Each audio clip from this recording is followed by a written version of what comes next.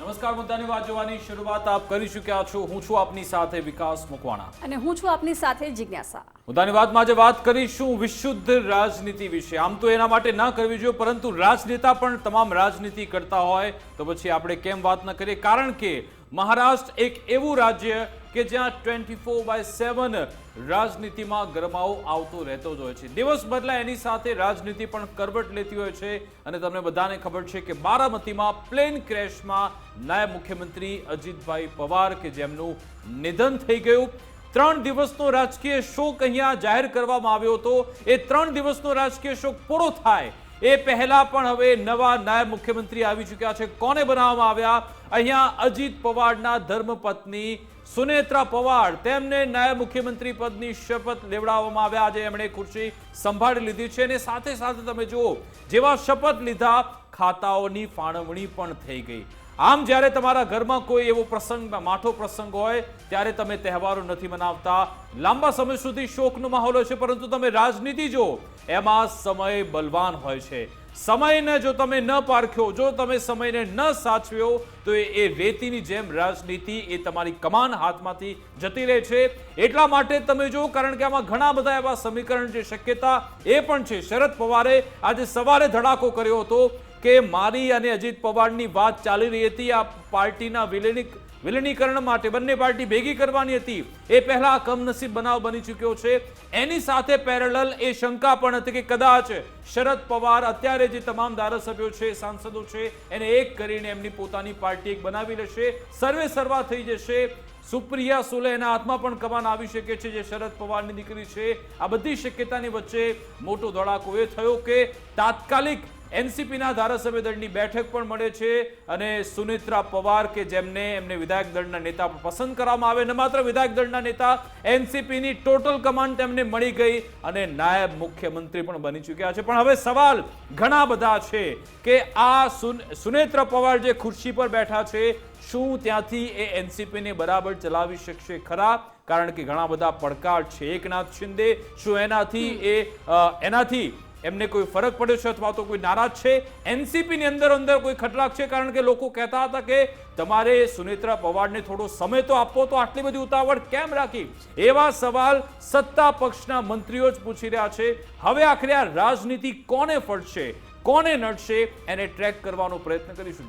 બિલકુલ, અને મહારાષ્ટ્રના ઇતિહાસમાં કદાચ આવું પહેલી વાર બન્યું છે કે જે પ્રકારે નાયબ મુખ્યમંત્રી અજીત પવારનું નિધન થયું અને 4 જ દિવસની અંદર એમના પત્નીને નાયબ મુખ્યમંત્રી બનાવાયા છે, પરંતુ એ રાજ્યના પહેલા મહિલા નાયબ મુખ્યમંત્રી બન્યા છે। પરંતુ એની સાથે સવાલો પણ અનેક રહેલા છે કે શું સુનેત્રા પવાર છે એ ધારાસભ્ય દળના નેતા બન્યા છે એનસીપીના, ત્યારે 40 ધારાસભ્યોને, એમના જે પક્ષના 40 ધારાસભ્યો છે એમને સાથે લઈને ચાલી શકવામાં એ કેટલા સક્ષમ સાબિત થાય છે? એમની સામે બે એવા મજબૂત ચહેરાઓ છે, મુખ્યમંત્રી દેવેન્દ્ર ફડણવીસ અને નાયબ મુખ્યમંત્રી એકનાથ શિંદે। એમની સામે ટકી રહેવું એ પણ એક મોટો પડકાર એમની વચ્ચે રહેવાનો છે। શરદ પવાર જે પાછલા કેટલાક સમયથી વિલીનીકરણની ચર્ચાઓ થઈ રહી હતી, બેઠકો પણ કેટલેક અંશે થઈ હતી અજીત પવાર સાથે, તો શું ભવિષ્યમાં એ કોઈ આ પ્રકારનું સમીકરણ રચાય છે કે કેમ? અને હવે જ્યારે રાજ્યસભાના પદેથી એમને રાજીનામું આપ્યું છે સાંસદ પદેથી, ત્યારે શું અજીત પવારના પુત્ર છે પાર્થ પવારની રાજકીય ક્ષેત્રે એન્ટ્રી થાય છે? આ બધા જ સવાલો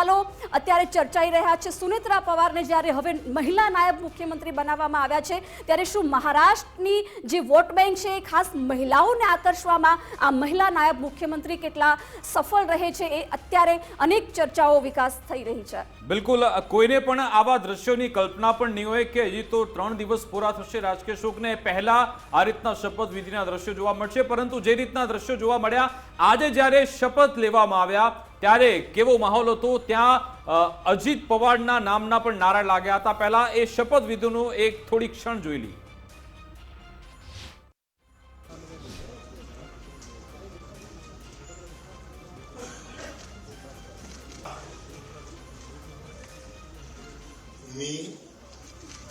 मी सुनेत्रा अजित पवार गांभीर्यपूर्वक प्रतिज्ञा करते की कायद्याद्वारे स्थापित झाले आहे अशा भारताच्या संविधानाबद्दल मी खरी श्रद्धा व निष्ठा बाळगेन। मी भारताची सार्वभौमता व एकात्मता उन्नत राखीन। मी महाराष्ट्र राज्याची उपमुख्यमंत्री म्हणून माझी कामे निष्ठापूर्वक व सतत विवेक बुद्धीने पार पाडेन। आणि संविधान व कायदा यानुसार सर्व तऱ्हेच्या लोकांना मी गांभीर्यपणे व निपक्षपातीपणे तसेच कोणाच्याही विषयी ममत्वभाव किंवा आकस न बाळगता न्याय वागू देईन. मी सुनेत्रा अजित पवार गांभीर्यपूर्वक प्रतिज्ञा करते की महाराष्ट्र राज्याची उपमुख्यमंत्री म्हणून माझ्या विचारार्थ आणली जाईल किंवा मला ज्ञात होईल अशी कोणतीही बाब अशी उपमुख्यमंत्री म्हणून माझी कामे यथायोग्य पार पाडण्यासाठी आवश्यक असेल ते खेरीज करून एरवी मी कोणत्याही व्यक्तीला किंवा व्यक्तींना प्रत्यक्षपणे वा अप्रत्यक्षपणे कळवणार नाही किंवा त्यांच्याकडे उघड करणार नाही.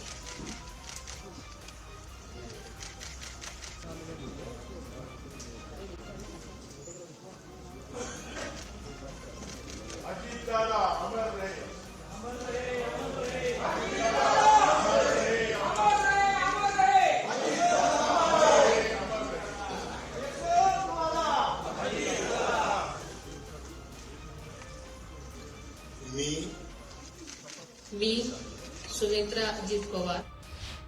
તો આ સાથે જ જેવા શપથ એ વિધિ પૂર્ણ થઈ, પ્રધાનમંત્રી મોદીએ પણ ટ્વીટ કર્યું. પ્રધાનમંત્રી નરેન્દ્રભાઈ મોદીએ સુનેત્રા પવારને શુભેચ્છા પણ પાઠવી અને ડેપ્યુટી સીએમ બનવા પર શુભકામના પાઠવી. તેમણે કહ્યું કે સુનેત્રા મહારાષ્ટ્રમાં આ જવાબદારી સંભાળનાર પ્રથમ મહિલા છે. તેમણે કહ્યું કે મને વિશ્વાસ છે કે તેઓ રાજ્યના લોકોની ભલાઈ માટે કામ કરશે. સુનેત્રા પવાર સ્વર્ગીય અજીત દાદાના વિઝનને પૂર્ણ પણ કરશે તેવું પ્રધાનમંત્રી મોદીએ ટ્વીટ કર્યું હતું. અને તમે જો ઘટનાક્રમ જુઓ, કેટલો ઝડપથી બધો ઘટનાક્રમ બદલાયો. શપથવિધિ કાર્યક્રમ પતિ તુરંત જ એમને ખાતાઓની ફાળવણી પણ થઈ ગઈ. જી હા, સુનેત્રા પવારે જેવા ડેપ્યુટી સીએમ પદના શપથ લીધા એમને ખાતા પણ સોંપાઈ ગયા છે. બિલકુલ, એટલે મહિલા નાયબ મુખ્યમંત્રી સુનેત્રા પવારને નાણાં મંત્રાલય ફાળવવામાં આવ્યું છે. નાણાં મંત્રાલય એમને નથી મળ્યું. એ અત્યારે દેવેન્દ્ર ફડણવીસ સંભાળી રહ્યા છે. રાજ્ય એક્સાઇઝ ડ્યુટી યુવા કલ્યાણ પણ સુનેત્રા પવારને સોંપવામાં આવ્યું છે. સાથે જ રમતગમત મંત્રાલય સોંપવામાં આવ્યું છે. એટલે કે આ બે મહત્વના ફાળા રહેશે. જો કે ખાતાની ફાળવણી કરાઈ છે, પરંતુ નાણાં મંત્રાલય જો મહત્વનું ખાડું છે એ અત્યાર સુધી અજીત પવાર સંભાળતા હતા. પણ હવે એક ખાતું છે એમને આપવામાં નથી આવ્યું. બાકી તમામ જે અજીત પવાર ખાતા સંભાળતા હતા એમને આપવામાં આવ્યા છે. એને લઈ હજુ પણ સસ્પેન્સ છે કે હવે એકનાથ શિંદે લેશે કે પછી દેવેન્દ્ર ફડણવીસ પોતાની પાસે રાખશે, એના પર અત્યારે નજર છે. લઘુમતી વિકાસ અને ઓકફ વિભાગ પણ સુનેત્રા પવારની પાસે રહેશે. એટલે આ મહત્વના ખાડા જે વિભાગ છે એ પણ એમને શપથવિધિ પૂર્ણ થઈ અને ત્યાર પછી ખાતાઓની ફાળવણી પણ તેમને કરી દેવામાં આવી છે. ને આવતીકાલથી જ કદાચ તે વિધિવત રીતે આ બધા જ ખાતાઓ સંભાળશે. ચાર્જ પણ વિધિવત રીતે સંભાળવાની શરૂઆત કરી દેશે. પરંતુ હવે આવનાર ભવિષ્યમાં મહારાષ્ટ્રના રાજકારણમાં કેટલા બદલાવો આવે છે. એનસીપીની જે પકડ અજીત દાદાએ અત્યાર સુધી પકડી રાખી હતી એમાં હવે સુનેત્રા પવાર કેટલા સક્ષમ રહે છે, કારણ કે એમને સામાજિક રીતે તો અનેક ઘણો અનુભવ છે. રાજ્યસભાના સાંસદ પણ એ 2024થી જ બન્યા છે. એ પહેલા એમને સામાજિક ક્ષેત્રે ઘણું બધું યોગદાન આપ્યું છે. પરંતુ હવે રાજકારણમાં જ્યારે આટલા એક્ટિવ થઈ રહ્યા છે, મહિલા નાયબ મુખ્યમંત્રી બન્યા છે, ત્યારે હવે મહારાષ્ટ્રના રાજકારણમાં અને ખાસ તો લોકોને આકર્ષવામાં એ કેટલા આગળ સફળ નીવડે છે એ આવનારો સમય બતાવશે. બિલકુલ, એ જ આપણે સમજવાનો પ્રયત્ન કરીશું. આપણી સાથે રાજકીય વિશ્લેષક પ્રશાંતભાઈ ગઢવી જોડાઈ ગયા છે. પ્રશાંતભાઈ, આપનું ગુજરાત ફર્સ્ટમાં સ્વાગત છે. 2 દિવસ પહેલા જ્યારે અજીત પવારનું નિધન થયું, ત્યાંના જે મીડિયા કર્મીઓ જ્યારે એનસીપીના લોકોને સવાલ પૂછતા હતા ત્યારે લોકો એમની પર ફિટકાર વરસાવતા હતા કે ભાઈ તમે તમે સમય તો જો, તમે કેમ આવા સવાલ પૂછી રહ્યા છો કે કોણ નાયબ મુખ્યમંત્રી બનશે, કોણ કમાન સંભાળશે. અને એ જ એનસીપી અત્યારે વાજતે ગાજતે ત્યાં નાયબ મુખ્યમંત્રી પદના શપથ લેવા ત્યારે નારા પણ લગાવે છે અને કહે છે કે આવું તો કરવું જ જોઈએ, સમય બલવાન છે. આવા નિવેદન આપવામાં આવી રહ્યા છે. તમે આને કેવી રીતે જુઓ છો? બિલકુલ, એટલે હજી તો એમ કહેવાય કે અજીત પવારની ચિત્તાની રાખ ઠરી પણ નહીં હોય. અને નોર્મલી રાજકારણ, મીડિયા, સત્તા, આ ત્રણનો ટ્રાયંગલ એવો કે એ 1 મિનિટ માટે, 1 ક્ષણ માટે પણ શાંત રહેતો નથી હોતો. આપણે ભૂતકાળમાં ઘણા ઉદાહરણ જોયા છે કે નિધન થયું હોય અને એના અડધો કલાકમાં તો મુવમેન્ટ ચાલુ થઈ જાય, અંદર ખાને ચર્ચા ચાલુ થઈ, હવે આમાં નેક્સ્ટ આમનું સ્થાન કોણ લેશે. વ્યક્તિની કોઈ કિંમત નથી, એના પદની, એના સત્તાની કિંમત છે. ખેર, આપણે મૂળ વાત ઉપર આવી જઈએ કે અજીત દાદા પવાર જે આમ બારામતી વિસ્તારથી લઈ અને મહારાષ્ટ્રનું બહુ મોટું માથું, અને જે વ્યક્તિએ હાઈએસ્ટ ડેપ્યુટી સીએમ તરીકે કારભાર સંભાળ્યો છે મહારાષ્ટ્રના રાજકારણમાં, એમનો એક વિડીયો હમણાં ખૂબ વાયરલ થયો છે એકનાથ શિંદે સાથે, कि इनका पता नहीं, मैं लेने वाला हूँ, इनका काम को पता चलता। मतलब એમને હું તો કાંઈ શું કહેતો કે ડેપ્યુટી સીએમ તરીકે અનામત સીટ દાદા પવાર માટે ફળવાયેલી છે। ખૂબ જ દુઃખદ ઘટના છે પ્લેન ક્રેશ થવાની, એમાં પણ ચાર્ટર્ડ પ્લેન એનું મૃત્યુ થવું। મૃત્યુના એક જ દિવસમાં એ સાંજથી જ ચર્ચા કે હવે આ સ્થાન કોણ લેશે, એમની એનસીપી નું શું થશે।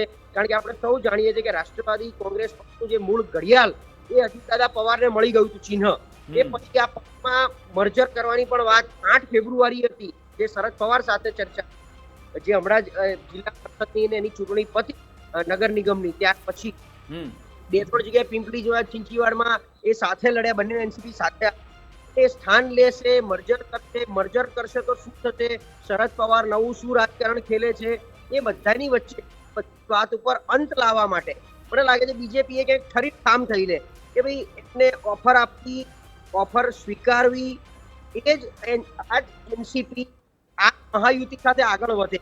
કારણ કે જો આગળ ન વધે અને બીજું કંઈ વિચારવામાં આવે તો ઘણા બધા પ્રશ્નો ઉભા કરેલી પરિસ્થિતિ, પણ એઝ ઇટ ઇઝ જેમ ચાલે છે એમ ખાના પૂરતી કે હવે અજીત દાદા નથી તો એમની જગ્યાએ એમાંથી એમના પરિવારમાંથી કોઈ વ્યક્તિ પણ આમાં પ્રશાંતભાઈ કેમ કે શરદ પવારને મહારાષ્ટ્રના ચાણક્ય કહેવામાં આવે છે, ને આજે જ એમણે મોટો ધડાકો એને સાથેની વાતચીતમાં કર્યો કે મારી અજીત પવારની વાત ચાલતી હતી વિલીનીકરણ માટે, બંને પાર્ટીને એક કરવા માટે, કમનસીબે આ બનાવ બની ગયો છે।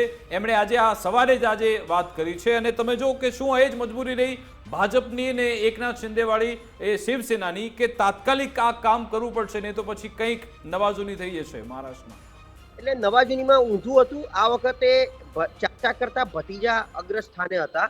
અજીત પવારની ગોઠવણ ને સાંઠગાંઠ એવી હતી કે કેમ કરીને શરદ પવાર ગુટ પણ આ બાજુ આવી જાય મહાયુતિ તરફ। અને કારણ કે જે કંઈ આપણે એવું સાંભળ્યું કે લગભગ 15 મીટિંગ બંધ બારણે, જેમાં દેવેન્દ્ર ફડણવીસની પણ ઉપસ્થિતિ હોય, શરદ પવારની ઉપસ્થિતિ હોય, ક્યાંક સુપ્રિયા સુલેની ઉપસ્થિતિ હોય, એટલે ક્યાંક મડાગાંઠ એવી રીતે ઉકેલાવાની હતી કે જેમાં કદાચ શરદ પવાર ગુટને ભાજપમાં આરામથી, કારણ કે ભૂતકાળમાં તમે જોયું 2-3 ઘટના એવી ઘટી હતી કે જેમાં શરદ પવારે ન્યુટ્રલ સ્ટેન્ડ લીધું હોય, દેવેન્દ્ર ફડણવીસ માટે પોઝિટિવ બોલ્યા હોય, ગૌતમ અદાણી વાળા કેસમાં પણ શરદ પવાર નરોવા કુંજરોવા બોલ્યા હતા। એટલે ક્યાંક ને ક્યાંક સુપ્રિયા સુલેને પણ એમને આગળ કરવી હતી અને અજીત પવાર એમાં બહુ મુખ્ય ભૂમિકા ભજવવાના હતા। એટલે 8 ફેબ્રુઆરીની તારીખ એવી આવી હતી કે જેમાં બંને એનસીપી ગુટ મર્જ થાય અને એક બને અને પછી મહાયુતિ સાથે કેવી રીતે આગળ વધી શકાય એ રણનીતિ કંઈક ઘડાઈ રહી હતી। એમાં એમનું આ અવસાન થયું અને પછી એમને પણ મને એવું લાગે છે કે શરદ પવાર કરતા પણ સુનેત્રા પવાર એક સ્ટેપ આગળ થોડાક સ્માર્ટ નીકળ્યા અને એમણે આ પદ સ્વીકારી લીધું, એમણે શપથ પણ લઈ લીધા, ડેપ્યુટી સીએમ પદે પણ બેસી ગયા। કારણ કે આ બધું સપનું ક્યાંક ને ક્યાંક સુપ્રિયા સુલે માટે સેવાઈ રહ્યું હતું અને સુપ્રિયા સુલે ન કરી શક્યા અને સુનેત્રા પવાર ડેપ્યુટી સીએમ બનીને બેસી ગયા મહારાષ્ટ્રના। એટલે હવે આગળ શું થાય છે, આગળ શરદ પવારનું ગુટ એનસીપી વિચારે છે, શરદ પવાર અને કૌટુંબિક રીતે આ બેને ભેગા કેવી રીતે રાખી શકે છે અને આગળ શું રણનીતિ ઘડે છે એ જોવાનું રહ્યું। બાકી સુપ્રિયા સુનેત્રા પવાર તો ડેપ્યુટી સીએમ થઈ ગયા, કારભાર સંભાળ લીધો, કાલથી ખાતા, આપણે આ ખાતાની વાત કરતા ઘણા છે કે કાલથી કેન્દ્રનું બજેટ અને રાજ્યનું બજેટ બધી જગ્યાએ હોય છે। એ બજેટ બહુ જ તાજું આવવાનું છે કે દેવેન્દ્ર ફડણવીસ એ બજેટ વાંચી અને સુનેત્રા પવારને તો અનુભવનો અભાવ હોવાને નાતે કોઈ, કારણ કે એકનાથ શિંદે પણ આ વાંચ્યું નથી, એટલે અનુભવના અભાવના હિસાબે મને લાગે છે હાલ પૂરતું દેવેન્દ્ર ફડણવીસે એમની પાસે પ્રશાંતભાઈ શરદ પવારના શબ્દોને જો કોટ કરું આજ સવારના, એમણે કહ્યું કે પાછલા 4 મહિનાથી બંને જે ગુટ છે એની વચ્ચે સકારાત્મક ચર્ચા ચાલતી હતી। અજીત પવાર, જયંત પાટીલ બંને આ બાબતે વાતચીત કરી રહ્યા હતા અને આ નિર્ણય અમે 12 તારીખે જાહેર કરવાના હતા, પણ એ પહેલા આ કમનસીબ બનાવ બન્યો। અજીતની પોતાની ઈચ્છા હતી કે રાષ્ટ્રવાદી ગુટ બંને એક થઈ જાય, એટલે એ સવારે નિવેદન આપે છે એ પહેલા આ બધો આખો ઘટનાક્રમ વહેલી તકે થઈ જાય છે। હવે શરદ પવારની આગળની રાજનીતિ શું રહી શકે છે? એ આમાં આ તરફ મહાયુતિ તરફ જઈ શકે છે કે પછી મહાવિકાસ આઘાડી જોડે જ રહેશે? તો અત્યારે મને એવું લાગે છે Sharad Pawar as it is જેમ છે એમ ચલાવશે, કારણ કે આ બાજુ આવીને એમને કોઈ એવા ફાયદા, કારણ કે જો બહુમતના આંકડાની દ્રષ્ટિએ હાલની સરકાર બહુ જ મજબૂત છે, 235 288 માંથી, ત્યારે શરદ પવાર પાસે કોઈ એવા નંબર કોઈ બી રીતે લોકસભા કે વિધાનસભાની દ્રષ્ટિએ નથી, એટલે એમની પાસે કોઈ નેગોશિએશનનો પાવર નથી। અજીત પવાર એ જ પ્રયત્ન કરી રહ્યા હતા કે સન્માનજનક રીતે શરદ પવારના ગુટને પોતાનામાં મર્જ કરી અને જૂની ઘડિયાળ ચાલુ કરી અને એ ઘડિયાળ એક રહી અને હાલની સરકારમાં શું લઈ શકાય, શું કરી શકાય. મૂળ મેં કીધું એમ કંઈ નહીં તો શરદ પવારને એવું જ છે કે હજી પણ આવનારા ભવિષ્યમાં સુપ્રિયા સુલે એક મોટી રાજકીય ધરાઈ શકે બળ, એ પ્રમાણે એમની ગોઠવણ કરવાની ફિરાકમાં છે. એ કરતા હતા, એના માટે અજીત પવાર મદદ કરતા હતા. આ બે મર્જ થાય 8 ફેબ્રુઆરી જેવું કહી રહ્યો છું, એ પછી મર્જ થઈને પણ કદાચ એવું થાત કે શરદ પવાર ગુટ આ બાજુ મર્જ થાય અને હાલની સરકારમાં મહાયુતિમાં જોડાઈ જાય. કારણ કે બે જણા તમે સમજો, બે જગ્યાએ બે કોર્પોરેશનમાં શરદ પવાર ને અજીત પવાર ગુટ જોડે ચૂંટણી લડ્યા એટલું જ નહીં, સફળતા પણ મળી. એટલે ક્યાંક એમનો મેયર આવવાની પરિસ્થિતિ હતી, ક્યાંક બીજેપી સાથે મેયર પદે 2.5 વર્ષની ટર્મ મુંબઈમાં તો નહીં પણ બીજી બધી જગ્યાએ પણ નેગોશિએશનમાં ચાલતું હતું. આ બધામાં શરદ પવાર પોતે એક મજબૂત નેતા તરીકે ઉભરી આવે એમની પાર્ટી, કારણ કે 2024 પછી એ પાર્ટી થોડી ઠંડી પડી છે, પાવરમાં નથી, નેગોશિએશનમાં પણ નથી. એટલે હવે શરદ પવાર મને એવું લાગે છે કે હાલ પૂરતું થોડી બ્રેક મારી અને આગળ જઈ અને સુનેત્રા પવાર સાથે કઈ રીતની બેઠકો કરે છે, કઈ રીતની ગોઠવણ કરે છે અને એને મહાયુતિ કેવી રીતે સ્વીકારે છે. કે મહાયુતિનો સ્વીકાર કરવો મીન્સ કેન્દ્રમાં બેઠેલી સરકારે પણ એનો સ્વીકાર કરવો. આજે શરદ પવાર ઉપર પણ રાજ્યસભામાં છે, તો એ સ્વીકાર જો અહીં થાય તો ત્યાં પણ એમનું નેગોશિએશન થાય. આ બધું ગોઠવણ કરવાની તૈયારી કે થઈ રહી છે. વત્તા ઉપર તમને ખ્યાલ છે કે પ્રફુલ્લ પટેલ જે અત્યારે રાજ્યસભાના મેમ્બર છે, લોકસભાના મેમ્બર છે, એ પરિસ્થિતિમાં કઈ ગોઠવણ થાય જેથી પવાર ફેમિલી પાવરમાં આવે, એ બધું અજીત પવાર એટલા જ જાણતા હતા. સુનેત્રા પવારને પણ કદાચ અંદર ખાને જાણ નહોતી. બીજું એવું હતું કે 2-3 મહિના પહેલા આપણે પણ ખ્યાલ છે કે અજીત પવારના દીકરા પાર્થ પવારને કંઈક કૌભાંડમાં, ષડયંત્રમાં સામેલ કરી અને જમીન કૌભાંડમાં એમનું નામ બહાર આવ્યું હતું. એટલે એ વખતે એવું સેવાઈ રહ્યું હતું કે હવે ધીમે કરીને અજીત પવારને પણ ડેપ્યુટી સીએમ ન રાખે, એમની પાસેથી ખાતા છીનવી લે અને ધીમે કરીને સાઇડલાઇન કરવામાં આવે.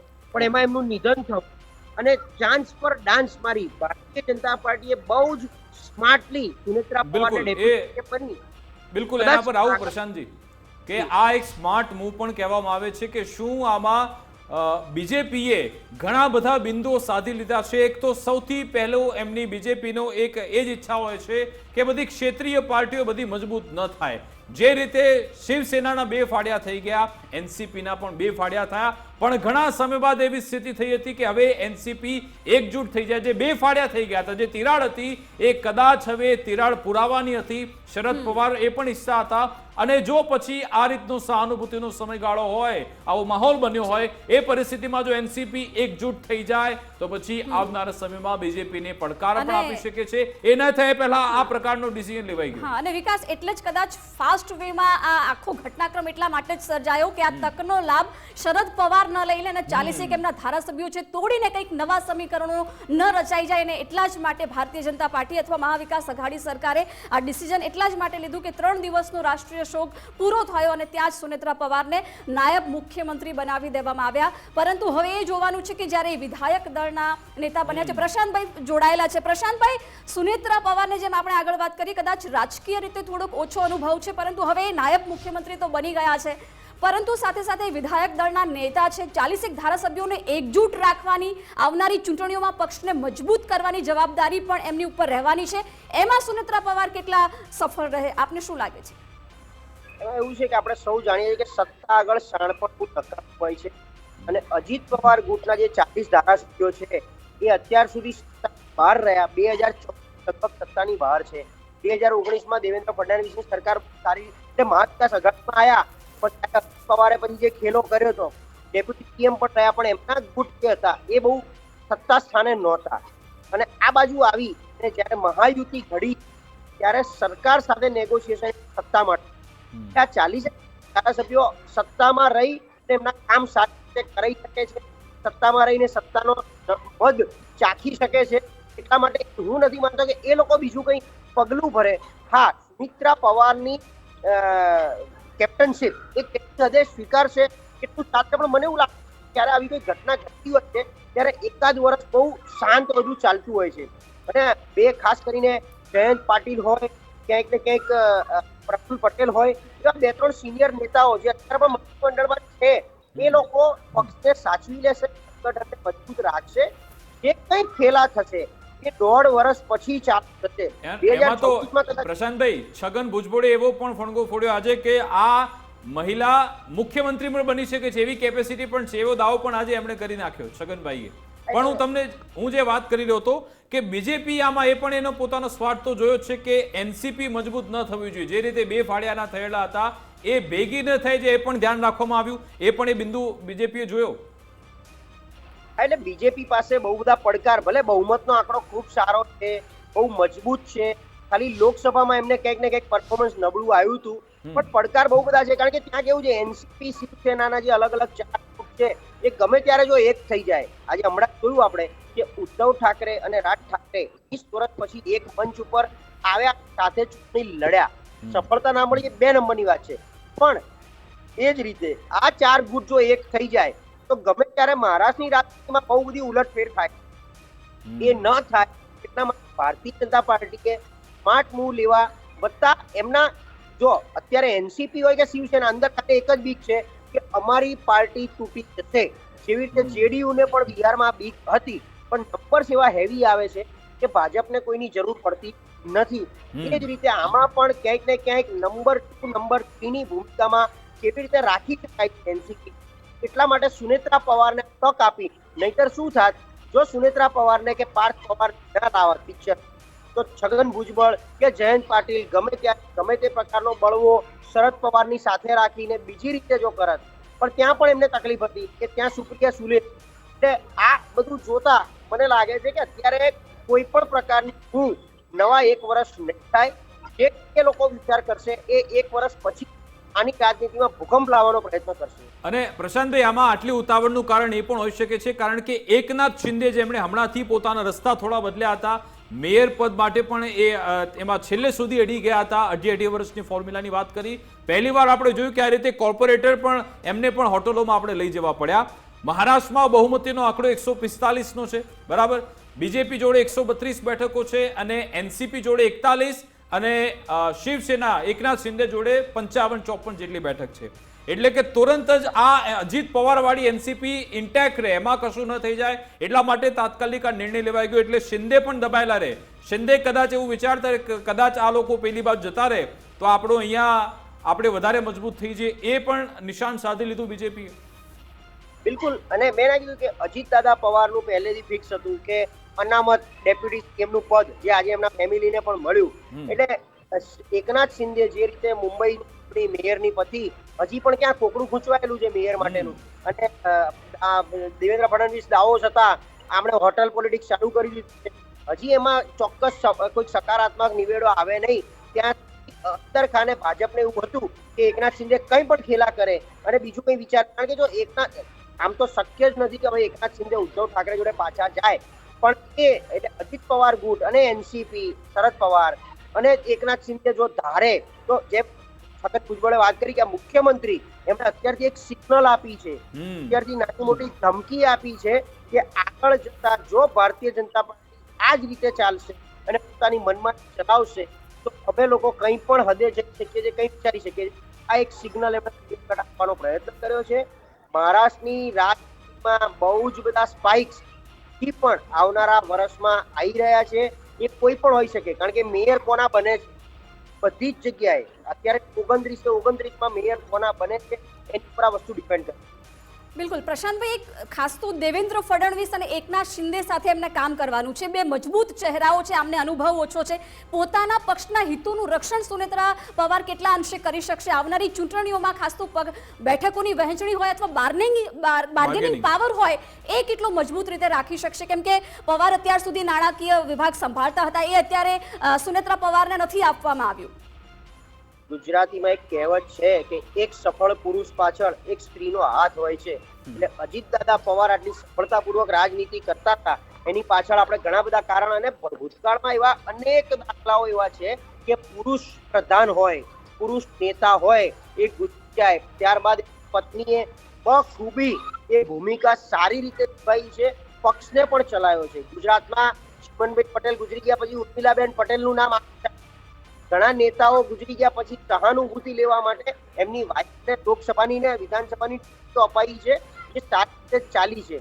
એટલે એ જ રીતે સુનેત્રા પવાર પણ મને લાગે છે સંગઠનનો અભાવ એવું આપણે માનીએ છીએ. કદાચ અંદર ખાને અત્યાર સુધી અજીત દાદા પવારે પણ એમને ઇન્વોલ્વ, જેમ તમે રશ્મિ ઠાકરે જોયા છે, ઉદ્ધવ ઠાકરેની જોડે સતત ચાલ્યા બધી જ જગ્યાએ. મુખ્યમંત્રી હતા, એ જે મહાવિકાસ અઘાડી બનવાનું હતું, રચાવાનું હતું, ત્યારે પણ રશ્મિ ઠાકરે બહુ મોટો રોલ નિભાવ્યો હતો. એ જ રીતે સુનેત્રા પવાર પણ અંદર ખાને સામેલ નહીં હોય, ઇન્વોલ્વ નહીં હોય, એ શું ખાતરી? એટલે આવનારો સમય, આવનારા 2-3 મહિનામાં મને લાગે છે બધું જ પિક્ચર ધીરે ધીરે ક્લિયર થશે. ખાસ કરીને શરદ પવાર એકવાર આ બધામાંથી શાંત પડે પછી એ શું સ્ટેન્ડ લે છે, એ શું ભૂમિકા ભજવે છે, એ સુનેત્રા પવારને મળીને કોઈ નવી રણનીતિ ઘડવાનો પ્રયત્ન કરે છે કે એ પણ શાંત રહી અને જેમ ચાલે છે એ બધું ચાલવા દેશે. એટલે હજી એક 10 દિવસ જવા દો, ત્યારબાદ મને લાગે છે ઘણા બધા સ્પાઇક બહાર આવશે. પ્રશાંતભાઈ, આમાં બીજેપી માટે દરેક જગ્યાએ વિન વિન સિચ્યુએશન તો છે. બધી જગ્યાએ ટીક માર્ક થાય છે કે ભાઈ એનસીપીના જે લોકો છે એમનું પણ સહાનુભૂતિ મળે, એકનાથ શિંદે એ પણ કંટ્રોલમાં રહે. પણ પરિવારવાદનો સામનો બીજેપીએ કરવો પડશે, કારણ કે જે રીતે કોંગ્રેસ પર, સમાજવાદી પાર્ટી પર, આરજેડી પર પ્રહાર કરે છે, તો અહીંયા પણ પરિવારવાદ પણ થયું. એક એવા વ્યક્તિને ડેપ્યુટી સીએમ બનાવે જેમની પાસે કોઈ અનુભવ નથી, સીધા રાજ્યસભાના સાંસદ એ બન્યા, બાકી કોઈ સીધી રીતે રાજનીતિક અનુભવ નથી, છતાં પણ તમે એમને ખુરશી આપો છો, તો એ પરિવારવાદ તો છે. આ પ્રશ્નોનો સામનો કરવો પડશે બીજેપી. એ સામનો કરતા બીજેપી પોતે જ આ પ્રશ્નોનો સામનો કરી રહી છે. પરિવારવાદ ક્યાં નથી, અને રાજકારણ હંમેશા પરિવારવાદથી જ ચાલે. આ કેમ થયું? અજીત પવાર લોકતંત્ર છે કે પરિવાર તંત્ર છે? એટલે આ ભારતની રાજનીતિ પરિવાર તંત્રથી ચાલે છે. એ જેટલી રિજનલ પાર્ટીઓ છે એ બધી પરિવારથી ચાલે છે. ભાજપ અને કોંગ્રેસ મુખ્ય પક્ષ જે ભારતના છે એ પણ ધીરે ધીરે એ દિશામાં ઘૂસી ગયું છે. કદાચ નહોતું ઘૂસવું પણ ઘૂસી ગયું છે. અને છેલ્લા 25 વર્ષમાં આપણી પાસે એવા હજારો દાખલા છે જે પરિવારવાદથી ચલાયા છે. અને પરિવારવાદનું એક જ કારણ છે કે સત્તા અને પાવર, એટલે જેને કહેવાય ને, કેન્દ્ર સ્થાને પરિવાર રહેવો જોઈએ. આ પવાર પરિવારનો પાવર છે એ આપણે ઘણા સમયથી બોલી રહ્યા છે, એ અહીંયા પ્રસ્થાપિત કર્યું. સુનેત્રા પવારનો કોઈ પણ પ્રકારનો વહીવટી અનુભવ નથી, તેમ છતાં સીધા ડેપ્યુટી સીએમ, એવું માનવાનું કે remote control Bharatiya Janata party એના હાથમાં ગમે તે રીતે રાખી શકે છે. એ એનસીપીને પણ જીવતું રાખશે, એટલે અજીત પવારની એનસીપીને જીવતું પણ રાખશે, સુનેત્રા પવારને ટ્રેન પણ કરશે, અને આગળ જતા જેમ ધારે એમ ઊંટને કરવટ લેવડાઈ શકે એ પ્રકારની ટ્રેનિંગ ત્યાં આપશે. અને સુનેત્રા પવારના બહુ બધા સલાહકારો અઠવાડિયામાં તમને દેખાવાના ચાલુ થઈ જશે. એ છગન ભુજબળ હોઈ શકે છે, પ્રફુલ્લ પટેલ હોઈ શકે છે, જયંત પાટીલ હોઈ શકે છે, કે કોઈ પણ નવા પણ, ઇવન શરદ પવારમાંથી પણ ઘણા બધા આ ગુટમાં તમને દેખાવા મળશે. બિલકુલ. અંતિમ સવાલ પ્રશાંતભાઈ, આ જે રાજનીતિ આમાં રમવામાં આવી રહી છે, જેમાં દેવેન્દ્ર ફડણવીસ 2029 માટે પણ એમને પ્રોજેક્ટ કરવાનો પ્રયત્ન થયો, કારણ કે આરએસએસનું બેકગ્રાઉન્ડ. હવે નરેન્દ્ર બાદ દેવેન્દ્ર, એ રીતની પણ થિયરી ચાલતી હતી. એ બધાની વચ્ચે લોકસભાનો જે પડકાર હતો 2024 વાળો, એમાં સફળ ના થયા, પણ પછી કમબેક કર્યું, ચૂંટણી જોરદાર લડી, કોર્પોરેશનમાં પણ જોરદાર કમબેક કરી, પણ હજુ પણ ઘણા બધા હર્ડલ્સ આવી રહ્યા છે. એને દેવેન્દ્ર ફડણવીસ કેવી રીતે આગળ લઈ જઈ શકે છે? દેવેન્દ્ર ફડણવીસ એકદમ શાંત, સરળ, સૌમ્ય અને ઠરેલ નેતા છે. એ 100% પ્રધાનમંત્રીનો ચહેરો છે. દેશ આખો ભલે ગમે તે કે મોદી પછી યોગી, મોદી પછી અમિત શાહ, આરએસએસ ભાજપનું કોમ્બિનેશન અને વહીવટી તંત્રના અનુકૂળના આધારે વધતા ભારતીય જનતા પાર્ટી જે નીતિ પર ચાલી રહી છે, યુવા લોકોને જે પ્રાધાન્ય આપવાનો પ્રયત્ન, જે રીતે આપણે એમના રાષ્ટ્રીય પ્રમુખ જોયા, જે રીતે ધીરે ધીરે પ્રદેશ પ્રમુખો બધી જગ્યાએ આપી રહ્યા છે, એ રીતે યુવા ચહેરામાં દેવેન્દ્ર ફડણવીસ બહુ જ સારી રીતે ચાલી ગયા છે. 2029 હજી બહુ આપણા માટે બી દૂર છે, અને ખબર નથી હજી કેટલું ચાલવાનું છે આગળ. પણ યસ, નંબર 2 તરીકે મોદી પછી પણ એક ટાઈમ તો એવું હતું કે જો મહારાષ્ટ્રની રાજનીતિમાં પડકાર ના હોત તો રાષ્ટ્રીય અધ્યક્ષ તરીકે પણ દેવેન્દ્ર ફડણવીસનું નામ ચાલતું. એ નંબર 2 એ રીતે બી હતા. એટલે ક્યાંક ને ક્યાંક દેવેન્દ્ર ફડણવીસ આજે નહીં તો કાલે ભારતનો કોઈ બી રીતે નંબર 1 ચહેરો છે અને છે જ. એ બહુ સારી રીતે જાણે છે. વત્તા આરએસએસ નું સંપૂર્ણ સમર્થન, કારણ કે પોતે નાગપુરથી આવે છે, હેડક્વાર્ટરથી આવે છે. આરએસએસ જેટલું જ મોદી સાહેબ માટે એક સમયમાં આગળ ચાલતું હતું, અને દેવેન્દ્ર ફડણવીસ મોદી કરતા એક સ્ટેપ આગળ આરએસએસના પ્રણાલીને પાળવા વાળા છે, બધી રીતે પાલન કરે એવા. આરએસએસનો બધી રીતે ગમતો પણ દેવેન્દ્ર ફડણવીસ છે.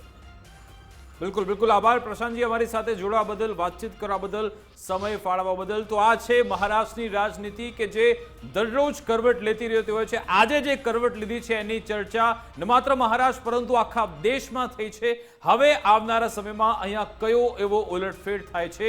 શું એનસીપી જે બે ફાળિયા થઈ હતી કોઈ એક થશે ખરા, અથવા તો બીજો કોઈ નવો અહીંયા ચહેરો જોવા મળશે ખરા? હવે સુનેત્રા પવાર કે જે ડેપ્યુટી સીએમ પદની ખુરશી સંભાળી ચૂક્યા છે, એમની સામે જે પડકારો રહેલા છે એને તે કેવી રીતે સાધે છે એના પર નજર રહેશે. આ જે રાજનીતિ છે 24/7 365 ડેઝ ચાલતી રહેશે, પણ એમાં કોને ફાયદો થાય છે, કોને નુકસાન થાય છે એ જોવાનું રહેશે. અમારી વિશેષ રજૂઆત અંતર્ગત બસ આટલું જ. આપ જોતા રહો ગુજરાત ફર્સ્ટ ન્યૂઝ. નમસ્કાર.